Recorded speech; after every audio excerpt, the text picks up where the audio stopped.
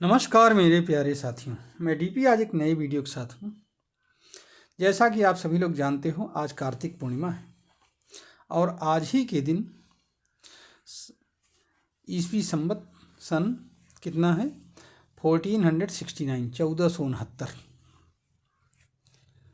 को कार्तिक पूर्णिमा ध्यान रखना है यहाँ पर, क्योंकि तिथि के अनुसार इनकी जन्म दिवस मनाया जाता है। तो आज ही के दिन गुरु नानक देव जी पैदा हुए थे। कहाँ पैदा हुए थे? पाकिस्तान के पास एक जगह है तलवंडी। वैश्य परिवार में पैदा हुए थे, व्यापार करना इनका काम था।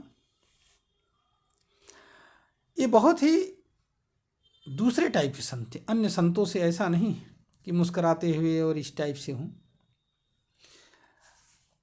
थोड़े गंभीर किस्म के थे। इन्होंने बहुत सारे भजन कंपाइल किए, देसी भाषा में, बहुत ज़्यादा पढ़े लिखे भी नहीं थे, गाए। उनमें से अब बहुत सारी शिक्षाएं दिया लोगों को, बहुत सारी बातें बताई। केवल 2-4% हमारे आपके बीच में इनकी शिक्षाएं पहुंच पाई हैं, बाकी सब तो ख़त्म हो गई।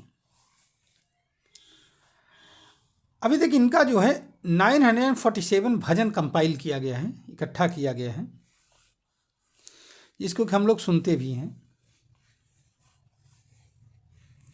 इनके पिताजी का नाम कल्याण चंद था और माता का नाम तृप्ता था।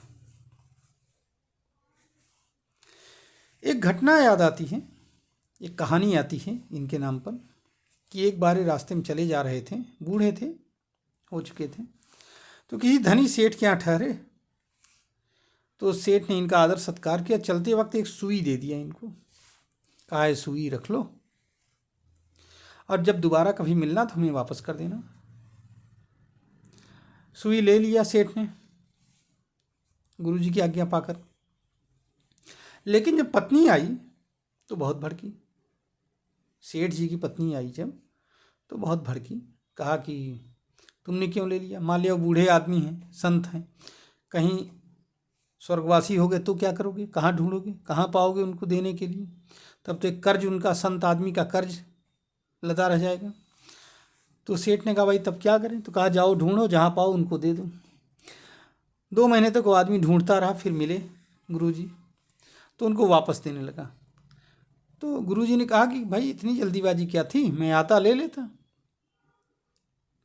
सेठ ने कहा नहीं, हम ऐसा किसी का सामान रखते नहीं हैं, जीवन जो है कोई भरोसा है नहीं, पता नहीं कब क्या हो जाए, तो हम काहे आपका कर्जदार रहूं सुई का।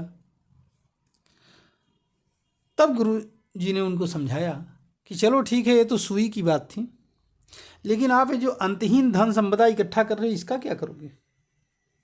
ये भी तो आपके किसी काम की नहीं, सिर्फ रखते जा रहे हो, रखते जा रहे हैं। तो कहा, उन्होंने बताया इस माध्यम से कि हमें उतना ही संग्रह करना चाहिए जितने में हमारा काम रुके ना, बाकी हमें गरीबों के बीच में बांट देना चाहिए, लोगों के उत्थान के लिए साधुओं संतों की सेवाओं में दान दे देना चाहिए, कोई भी समाजोपयोगी कल्याण कार्यों में लगा देना चाहिए। तो इस तरह से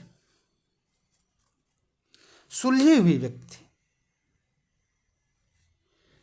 मतलब उनका जीवन दर्शन, भले पढ़े लिखे कम रहे,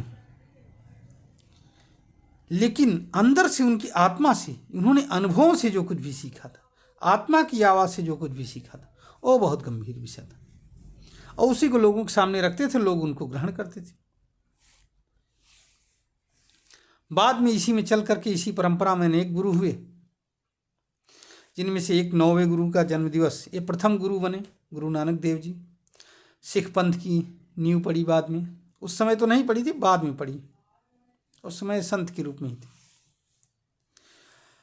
अब 1469 का जमाना, भारत पर मुस्लिमों का शासन था।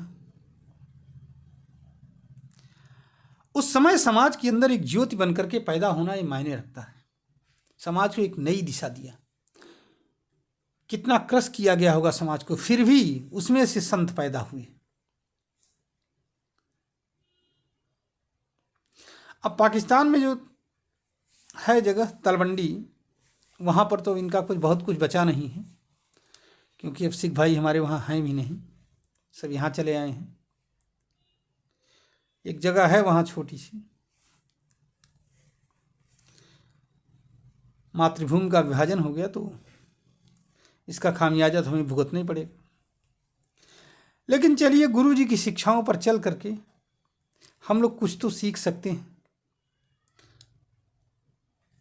ये वीडियो बस यहीं पर समाप्त करता हूँ, इस उम्मीद के साथ कि गुरु जी की शिक्षाएं हम लोग का मार्गदर्शन करेंगे और हम लोग उनका पालन करने की कोशिश करेंगे।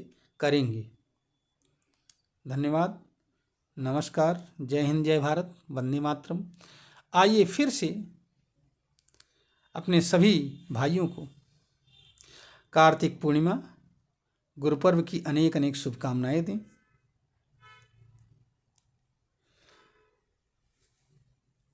धन्यवाद।